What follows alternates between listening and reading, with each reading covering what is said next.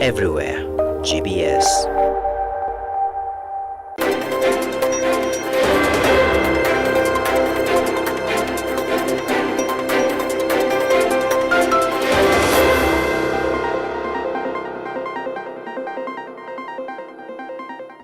A very good evening. My name is Beatrice Njeri. Our sign language interpreter is Bolma Thange, and this is GBS News at 9, coming to you live from Kenya's capital, Nairobi. We have a lot lined up for you tonight, but first, here are the highlights. Ruto's USA state visit so far, 300 million to a multinational force that will include 1,000 Kenyan police and over 400 billion for Nairobi-Mombasa highway as visit reaches home stretch. Government prioritizes flood victims in housing program. Nairobi River Corridor rehabilitation, Interior Ministry reveals. One of the major reasons why there's flooding in urban centers is because of our habits. The Kenya Vision 2030 Delivery Secretariat calls for citizen action in the ongoing battle against climate change. Guru Nanak ready to run as Kenyan ARC Equator leg as KMSF schedules Nanyuki rally. To begin our bulletin, President Joe Biden on Thursday expressed deep appreciation to Kenyan President William Ruto for the coming deployment of Kenyan police forces to help quell gang violence in Haiti, and he defended his decision to withhold American forces from the mission in the beleaguered Caribbean nation. The United States has agreed to contribute $300 million to a multinational force that will include 1,000 Kenyan police officers. But Biden argued that an American troop presence in Haiti would raise all kinds of questions that can easily be misrepresented. Biden and Ruto also used a 3-day state visit in part to call on economies around the globe to take action to reduce the enormous debt burden crushing Kenya and other developing nations. The call to action, termed the Nairobi-Washington Vision, comes as Biden presses his appeal to African nations that the U.S. can be a better partner than economic rival China. Beijing has been deepening its investment on the continent, often with high interest loans and other difficult financing terms.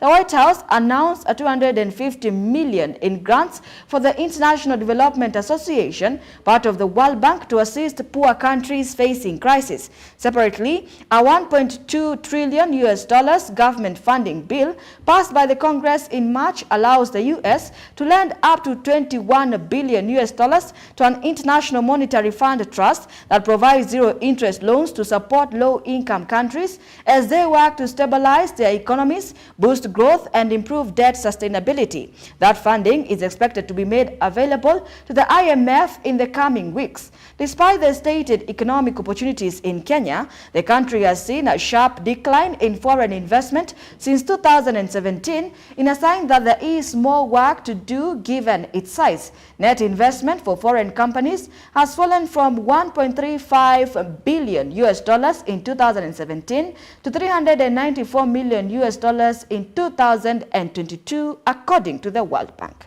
No, it's please. Thank you very much. How have you been? Welcome. I'm Welcome good. to Washington. Thank you very much. Hope everything's going well. Hello. Everything is going on well so far. Of course. Yeah? Yeah. Thank you. Thank you very much. Thank you. Even though the previous tenant is still in the other house, so I actually, me, Michelle, Okay. yeah, Okay. and the staff was very nice. Yes. Yes. And The presence of the Azimio la Umoja One Kenya leaders in President Ruto's trip in the USA has raised concerns in the opposition after pictures showing those leaders with the Ruto circulated. On Thursday, the Azimio la Umoja, who left the country to the UK, defended leaders, saying that the bipartisan delegation is in line with the US delegation that came to Kenya with President Obama when he was in power. The deep concerns raised can create a drift in this giant party, as Davis Karani reports. The Azimio la Umoja One Kenya Alliance is on its drifting point as a section of its leaders have questioned the presence of Homa Bay Governor Gladys Wanga, National Assembly Minority Leader Opiyo Wandayi, and Machakos Governor Wavinya Ndeti on President William Ruto's trip in the United States. The opposition leader Raila Odinga, who is on his trip to the UK, where he is expected to address the press on the special issues concerning Africa, defended the leader, saying that he had given them a permission to escort the Kenyan president. But even as Raila Odinga issues a letter of him being aware of the involvement of the opposition leaders in President Ruto's trip, the concern is who will put the government into check over the expenditure of the special trip in the National Assembly. Or why has the government decided to involve the opposition in this trip to the US? It is what we are digging deeper to obtain the end result over the extravagant trip by President Ruto. Davis Karani, GBS News. Interior Cabinet Secretary Kithure Kindiki has announced that families displaced by the recent floods in Nairobi will be prioritized in the government's affordable housing program. This initiative is part of a broader effort to reclaim and rehabilitate the Nairobi River Corridor, aiming to provide safe and secure housing for those affected by the natural disaster. Speaking during a tour of the reclamation, rehabilitation and regeneration works along the Nairobi River Corridor, the Cabinet Secretary emphasized the government's commitment to supporting the most vulnerable. Susan Nganga with the full report. Interior Cabinet Secretary Professor Kithure Kindiki announced that families displaced by the recent floods will be prioritized in the government's affordable housing program. He made these remarks during his inspection of the ongoing reclamation, rehabilitation and regeneration efforts along the Nairobi River Corridor. Professor Kindiki expressed gratitude for public cooperation in evacuating individuals from riparian corridors, which were dangerous during the recent floods. He reported that 40,000 households, encompassing 181,000 people, have voluntarily moved from the riparian areas of Nairobi, Mathare and Ngong rivers. The government emphasized that building within the 30 meters riparian corridor is illegal and poses significant risks. In addition to improving environmental health, these efforts aim to enhance security, reduce illicit activities, and provide recreational spaces for the public. Nairobi security officials, including the regional commissioner, joined Kindiki during his tours to the rehabilitation sites.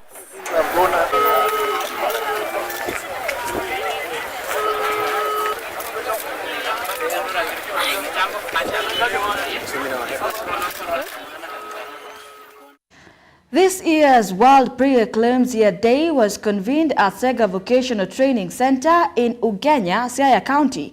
The event aimed to shed light on the devastating impact of pre-eclampsia, a condition affecting expectant mothers worldwide. Speaking during the event, Dorothy Okemo, Chief Executive Officer of Access to Medicine's platform, said that about 500,000 women die because of the condition worldwide, with most of them being young mothers aged between 18 to 35 years. Here is more on the same.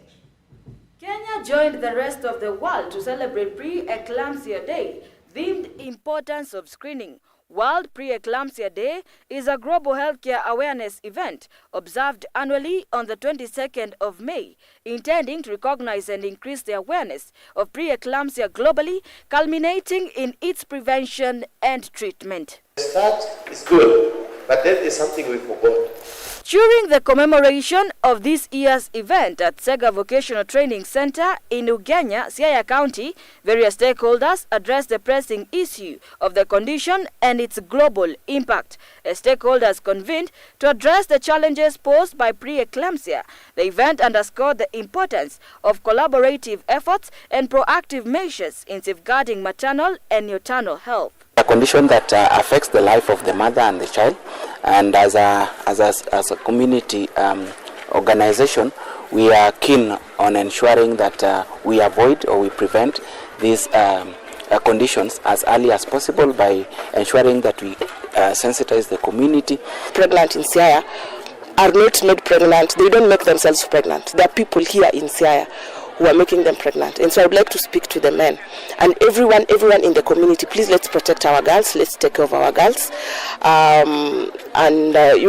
Let's be protectors. Men should be protectors of the community. According to experts, among them the Chief Executive Officer of Access to Medicine Platform, Dorothy Okemo, preeclampsia is one of the leading causes of maternal and newborn mortalities globally. Okemo called for great caution to prevent the loss of lives, noting that the main preventive measure is to ensure that expectant mothers attend clinics regularly to get proper antenatal care. It can lead to kidney failure and even death of both the mother and the newborn. So today experts said, welcome, feel at home.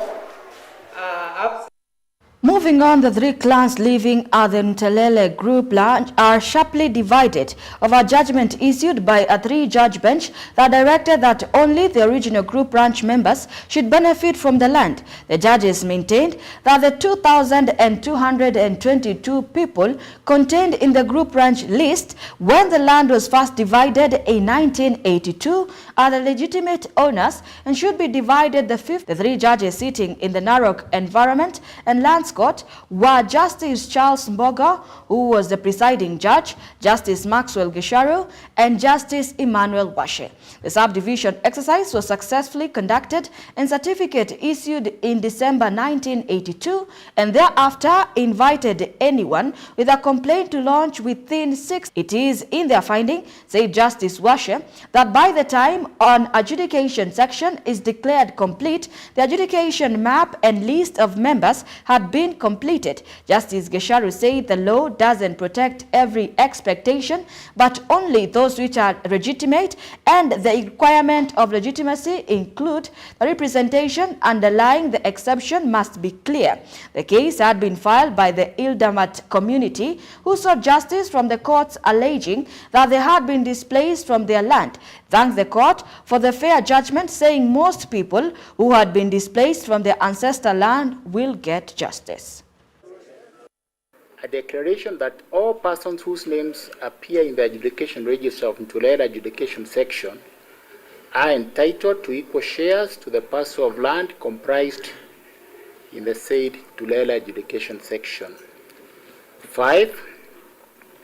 A declaration that all the 2,222 persons whose names appear in the adjudication register of the Ntulela adjudication section are tenants in common in respect of the parcel comprised in the said Ntulela adjudication section, and none can neither turn the other out of the same or utilize more than his share of the same.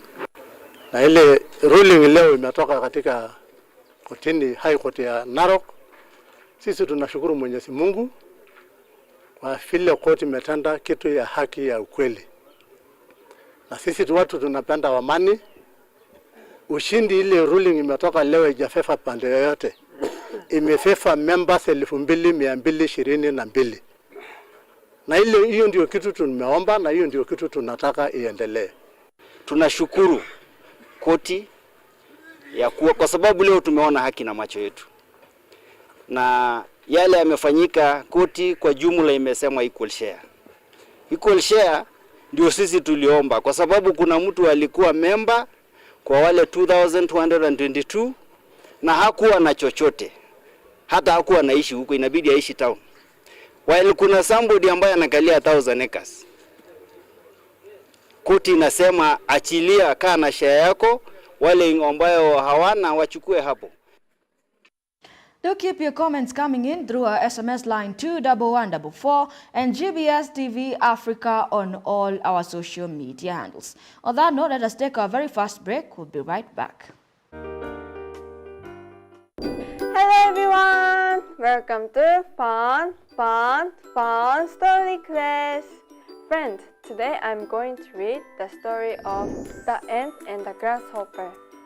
Friend, this is a very interesting story, so listen carefully. The ant and grasshopper were good friends. The grasshopper was enjoying the fine weather, playing all day. He asked the ant for food, and ant gave him some. But my food is just enough for my family to last until the end of winter. If I give you more, we too will starve.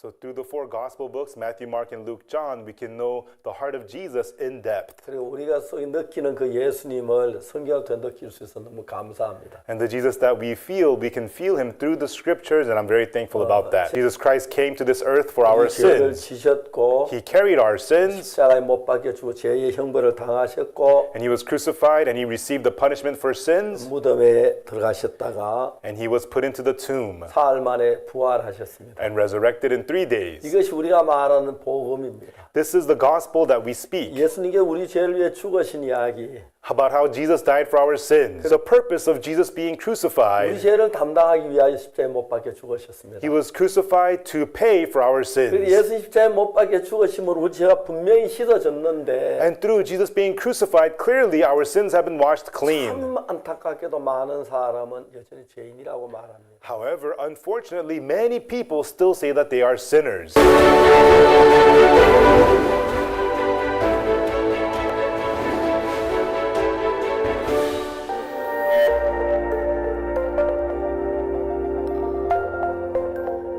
Everywhere.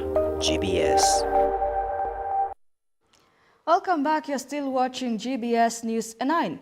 The Kenya Vision 2030 Delivery Secretariat has today called for citizen action in the ongoing battle against climate change. Speaking today in Nairobi during a forum on climate change, adaptation, mitigation and disaster management through the Ruwaza Center platform, Mr. Kenneth Mwige, the Director General Kenya Vision 2030 Delivery Secretariat, called for responsible behavior like proper garbage disposal to avert catastrophes like the recent city flooding. Here is more on this scene.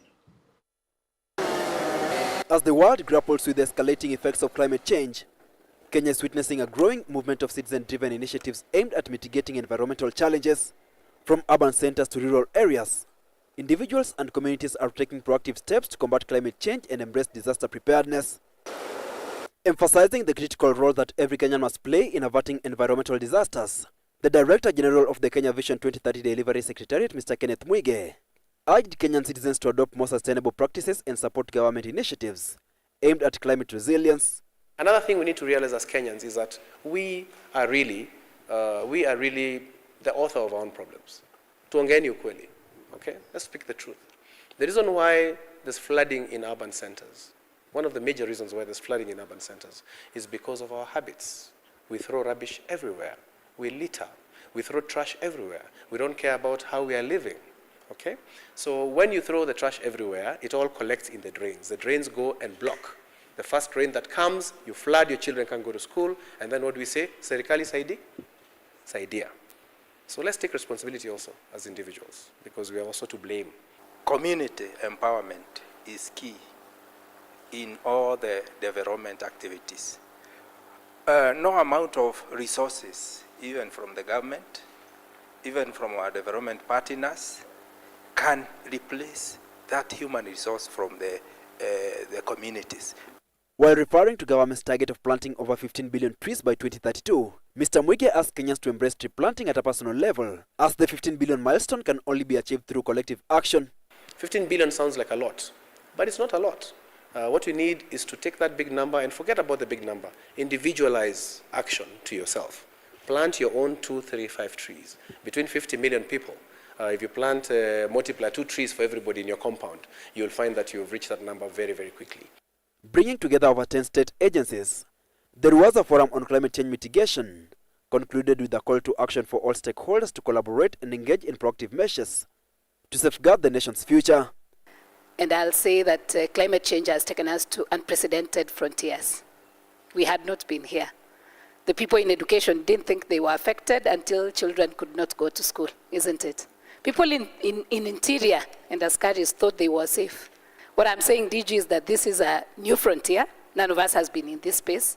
What I think we need to do, and unfortunately, is that it finds government when we are still operating in silos. I'll say capacity building and awareness to the citizens. Through the science, we need to break the jargons of the science. We just need to explain to the citizens that this is what we're going through, and this is what the government is trying to how the government is trying to intervene in terms of interventions, and we need to take part, regardless of whether you're being affected or not, because our children will benefit from what we're doing now. Let's support the government in terms of the intervention they're able to do now with the little finance that they're able to do as we move forward. Hilary Kabila, GBS News.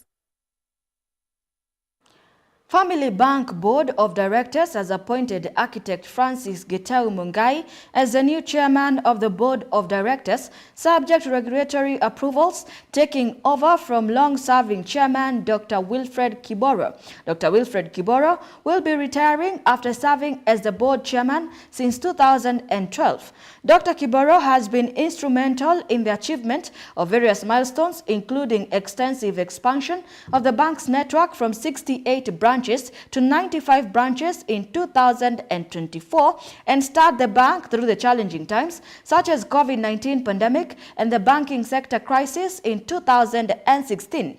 Under Dr. Kiboro's chairmanship, the bank also successfully issued 2 corporate bonds in 2015 and 2021, raising 2 billion Kenya shillings and 4 billion respectively, and grown from an asset base of 31 billion in 2012 to 142 billion in 2023, while profitably grew from 561 million Kenya shillings in 2012 to 2.5 billion in 2023. During his tenure, the bank's balance sheet hit the $1 billion mark, and to further drive the shareholder value, the bank incorporated Family Bank, Bank Assurance Intermediary Limited, which now contributes significantly to the bank's profitability. He has also been instrumental in the establishment of the Family Group Foundation, which has been a catalyst of transformative change through sustainable community investment programs. Gitau Mungai joined the board of Family Bank Limited in 2016 and has been serving as the vice chairman for the last 2 years. He has chaired the board credit committee, the IT and projects committee.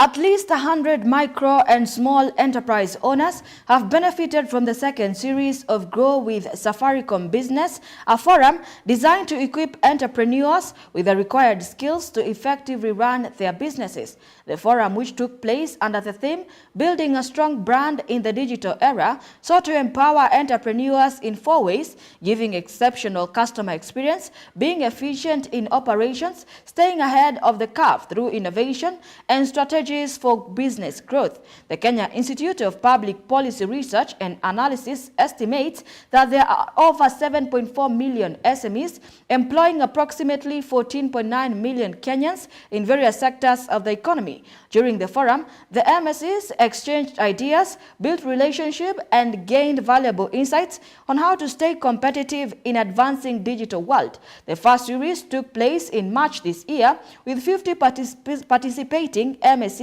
Safaricom plans to conduct 12 such forums throughout the financial year to address challenges that the entrepreneurs face, such as lack of access to markets, regulatory barriers, competition, a lack of online marketing skills, and challenges in creating a strong brand presence, among others. As your revenue stream. So that's how you go thinking about it.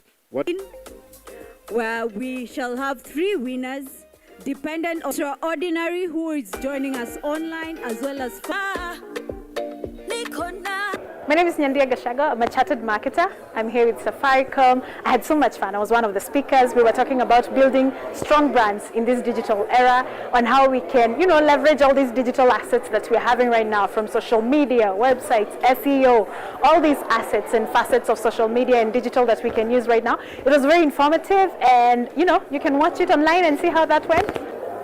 My name is Franklin Okata. I'm the head of small and micro businesses for Safaricom, a very important segment contributing to about 20% of GDP and 80% of the country's workforce, but a segment that really struggles.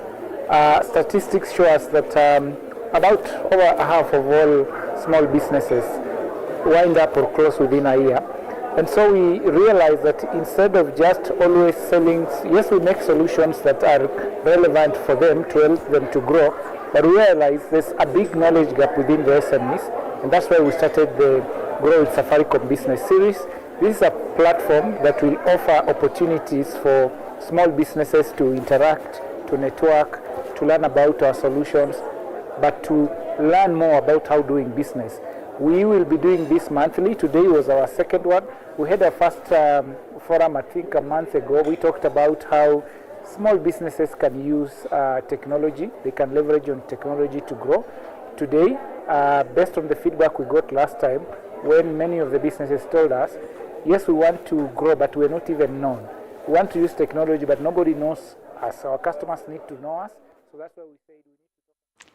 Many thanks for joining this live broadcast. We have a lot lined up for you in our news segment tonight, but first let us take a quick commercial break.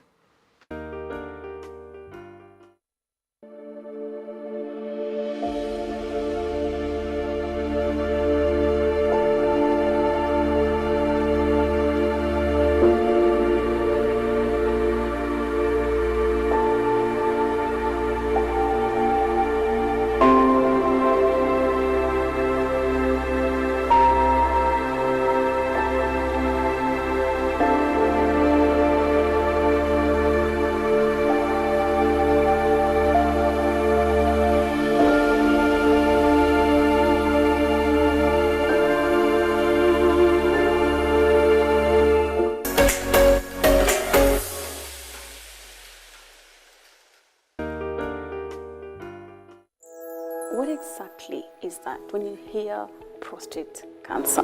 So there's an organ called the prostate that is part of the male reproductive system. The organ actually responds to testosterone. So the more it is exposed to it, the more it continues to grow. Does the enlargement eventually lead to, and even before that, what is the difference? When the growth is a lot, there's likely to be errors, okay? And when there are errors, that's when cancer occurs. So are you able to tell that there is a change? We say prostate cancer, one of the symptoms is erectile dysfunction. Do they continue living their sexual life comfortably? So prostate cancer is not a death sentence. For majority of people who are caught early, they're able to live life to the fullest. Are you able to infect your spouse with this?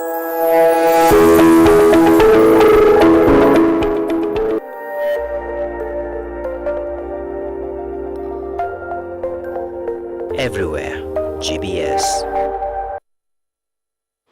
Welcome back to the broadcast, and now to matters international news. Let's take a look at the health system in Haiti, which is on the brink of collapse, through UNICEF issuing a stark warning on 6 out of 10 hospitals in the country barely operational due to the escalating violence in Port-au-Prince. These crises have been depriving children of critical health supplies and medicine, exacerbating an already dire humanitarian situation.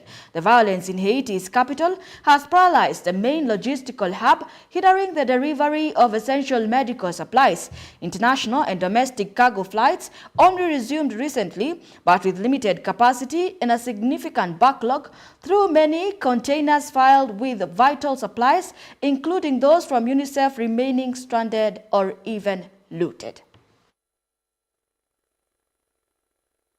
The escalating violence in Port-au-Prince and Artibonite is plunging Haiti into a humanitarian disaster. Not only are children trapped, but so are the critical supplies that are meant to cure and nourish them. And despite all these challenges, we just received 38 tons of vital health supplies. UNICEF is also sourcing vital ready-to-use therapeutic food right here in Haiti. These supply 600 health facilities across the country alongside several mobile clinics in areas where access is a challenge. When supply reaches children, children have a chance to a healthy life. When supply reaches children, children can go to school, they can play, they can just be children. In a recent statement, the White House reaffirmed its commitment to a two-state solution for the Israeli-Palestinian conflict, underlining that this could only be achieved through direct negotiations between the parties involved. This announcement came in response to recent moves by the island, Spain and Norway, which recognized Palestine unitarily, through the White House expressing its disapproval of such alternative actions, asserting that they did not contribute to lasting peace. The White House continues to encourage both sides to return to the negotiating table and engage in constructive dialogue and to live side by side in peace and security.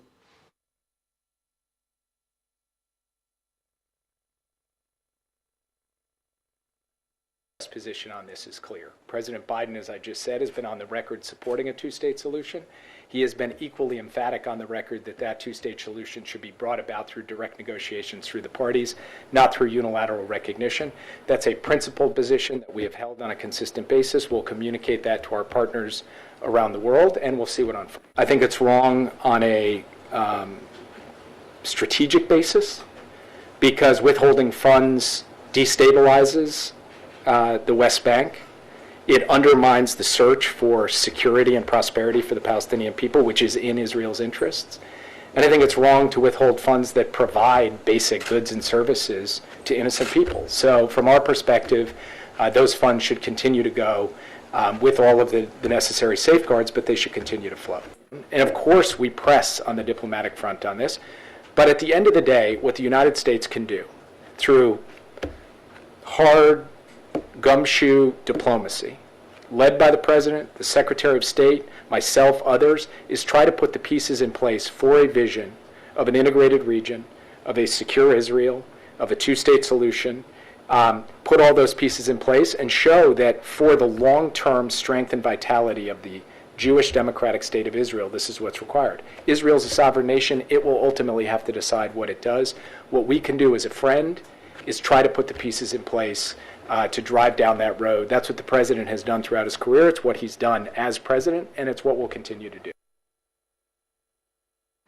U.S. Secretary of State Antony Blinken faced sharp criticism over the Biden administration's differing approaches to the conflicts in Ukraine and Gaza during a Senate Foreign Relations Committee hearing on the State Department's financial year 2025 budget request. Republican Representative Scott Perry questioned why there were conditions for Ukraine but not for Israel. Blinken responded that while there was no explicit conditions, it was their duty to provide the best possible advice to both nations, calling them our best partners. Blinken also criticized the International Criminal Court's investigations into Israeli and Hamas leaders, calling them incredibly wrong-headed and damaging the court's credibility. He reiterated the commitment to ensuring humanitarian aid reach those in need in Gaza.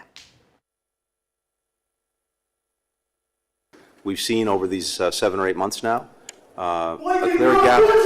16,000 kids dead! 16,000 kids dead! You're a butcher! I'm not resisting! You're a butcher! People stand up against the genocide! Committee will suspend while the Capitol Police restore order. We are determined to do everything possible to make sure that people who so desperately need this aid get this aid. And when it comes to the policies of the government, we're focused on those. When individuals make these statements, we've condemned them.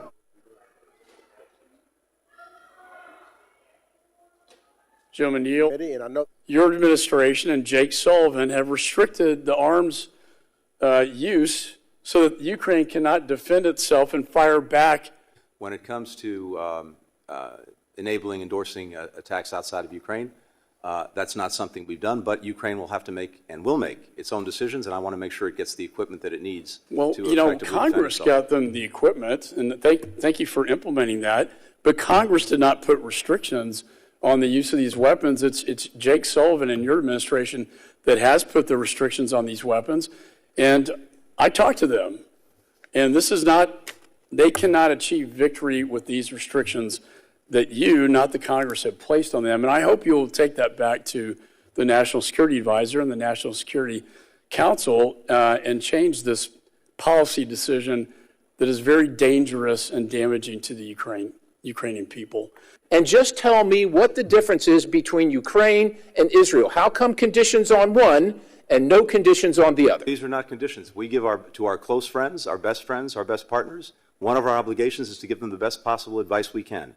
And so when it comes to dealing with Hamas, we're committed to seeing that Hamas cannot govern Gaza again, cannot pose the threat that it did that led to the October 7th attack. I understand your position regarding jurisdiction and views on the recent announcement by the International Criminal Court's prosecutor to recommend warrants for the arrest of the Israeli Prime Minister Netanyahu and Israeli Defense Minister Golan, as well as Hamas leaders. And you've also been a longstanding champion of both the UN system and other international organizations. The United States has also supported ICC investigations of Russian crimes in Ukraine and of crimes committed in Sudan and the Central African Republic. So I wanted to ask you, do you believe that the independence of the International Criminal Court should be respected? The decision that the prosecutor made is both incredibly wrong-headed and, in my judgment, undermines the credibility of the court. You're right that we've sought to find ways to work with the court to support its efforts, including in Ukraine, Sudan, other places.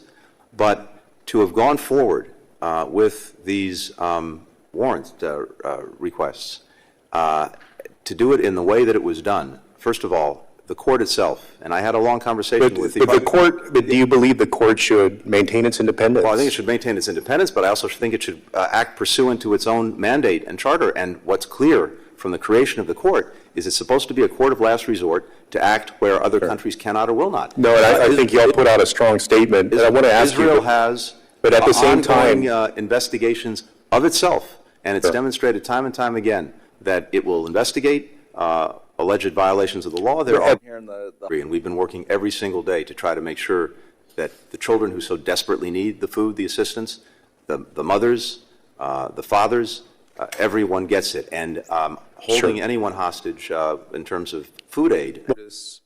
Agnostics around the world, even Israelis and Palestinians, which is to say... Can you categorically say that relevant authorities in the... In a major shakeup for the entertainment industry, the U.S. Department of Justice filed an antitrust lawsuit against Live Nation Entertainment, the owner of Ticketmaster. The lawsuit accusing Live Nation of wielding a monopoly in the live events market, asking the court to force a breakup of the company. Assistant Attorney General Jonathan Garland outlined the Joe's case, stating that Live Nation controlled a staggering at least 80% of primary ticketing at major concert venues, while also directly managing more than 400 artists. A dominance, Garland argued, stifled competition and harmed consumers. The lawsuit filed by the Southern District of New York was backed by attorneys general from 29 states and represented by the culmination of years of scrutiny surrounding Live Nation's market power, censoring Live Nation's use of exclusivity contracts with venues and stadiums, which forced them to use Ticketmaster for ticketing. That Live Nation has illegally monopolized markets across the live concert industry in the United States for far too long. It is time to break it up. Live Nation Ticketmaster has made itself ubiquitous in the live entertainment industry. It controls at least 80% of primary ticketing at major concert venues. It directly manages more than 400 artists. Ticketmaster locks out competition in ticketing through the use of long-term, exclusive ticketing contracts with venues that can last over a decade, as well as by acquiring venues themselves. With exclusive agreements that cover more than 70% of concert ticket sales at major concert venues across the country, Ticketmaster can impose a seemingly endless list of fees on fans. They allege that Live Nation controls the live entertainment industry in the United States because it is breaking the law. I am grateful to the Justice Department's Antitrust Division for their excellent work on this case. The live entertainment industry is complex and well-sourced. Taking on this case has required persistence and diligence by the antitrust lawyers who are behind me today and by their team. I am proud to work with them. Justice Department filed this lawsuit on behalf of fans who should be able to go to concerts without a monopoly stand. Keep your comments coming in through our SMS line 21144 and GBS TV Africa on all our social media handles. That international news brings us to our sports news. Let's get sporty.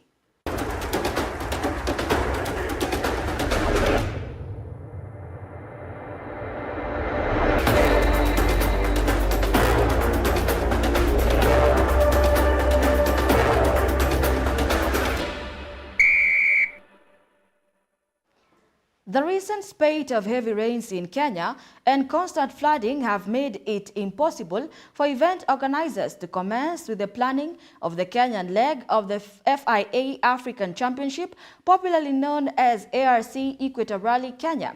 Consequently, the 2024 Equator Rally Kenya, initially scheduled for the end of June, has been declared a forced merger in the combined with Kenya's season-closing Guru Nanak Rally for the 6th-round ARC Continental Series.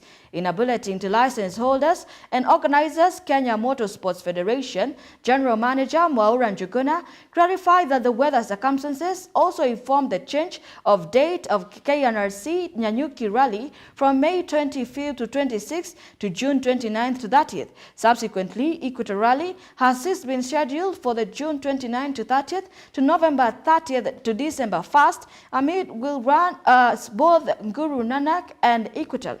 Defending Africa champion Karan Patel currently tops the ARC log ahead of Uganda Jas Manakat and compatriot Hamza Anwar. Karan emerged as the winner of the season opening Pearl of Africa Uganda Rally in Jinja earlier this month. In the Kenyan series, Carl Flash Tudo is the leader with 39 points ahead of Eldoret winner Saman Foha with 33 and Mihes Rathod with 29.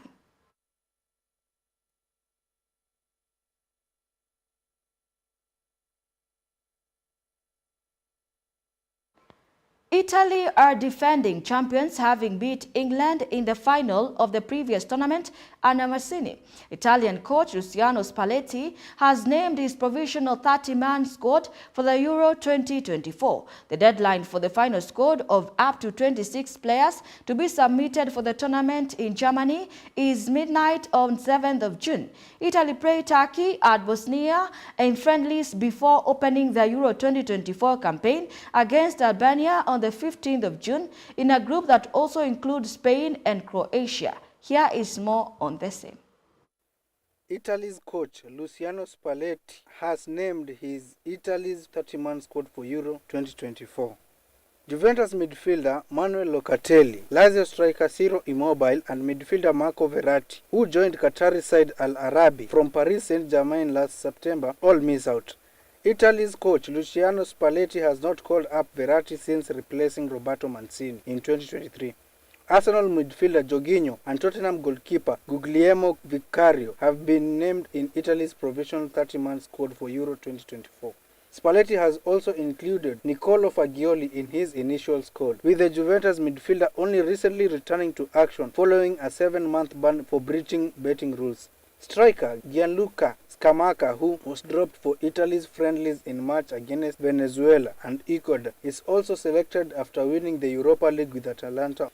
The Italian squad include goalkeepers Gianluigi Donnarumma from Paris Saint-Germain, Alex Meret from Napoli, Ivan Provedel from Lazio, Guglielmo Vicario from Tottenham. The defenders include Francesco Acerbi from Inter Milan, Alessandro Bastoni from Inter Milan, Raul Bellanova from Torino, Alessandro Buongiorno from Torino, Riccardo Calafiori from Bologna, Andrea Cambiaso from Juventus, Matteo Damian from Inter Milan, Giovanni Di Lorenzo from Napoli, Federico Di Marco from Inter Milan, Gianluca Mancini from Roma, Giorgio Scalvini from Atalanta. The midfielders include Nicolo Barella from Inter Milan, Brian Christen from Roma, Nicolo Fagioli from Juventus, Michael Folorunso from Verona, David Fratesi from Inter Milan, Jorginho from Arsenal, Lorenzo Pellegrini from Roma, Samuel Ricci from Torino. The forwards include Federico Chiesa from Juventus, Stefan El Shaarawy from Roma, Riccardo Ossolini from Bologna, Giacomo Raspadori from Napoli, Matteo Regui from Genoa, Gianluca Scamacca from Atalanta, Mattia Zaccagni from Lazio. Reporting for GBS TV, I am John Kinyanjui. Red Bull's Max Verstappen held off a late charge from McLaren's Lando Norris to win the Emilia-Romagna Grand Prix. Round 8 of the 2024 Formula One season heads to the streets of Monte Carlo for the Monaco Grand Prix from the 26th to the 24th to the 26th of May. Verstappen, despite struggling with his tires in the final part of the race, took his 5th victory in 7 races this year to tighten his stronghold on a 4th world title.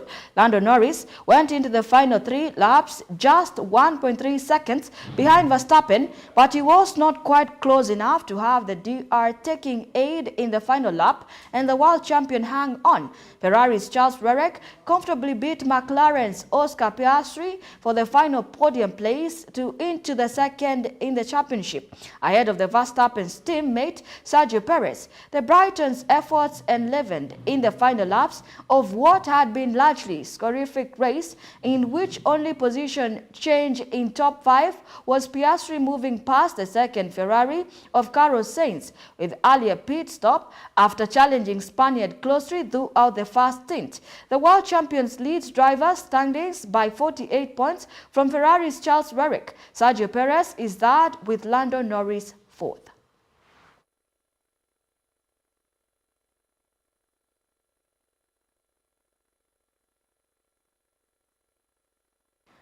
And that sports news brings us to the end of our news segment tonight. Here at GBS News 9, we make your news our business. My name is Beatrice Njeri. Our sign language interpreter is Paul Mathenge. Good night.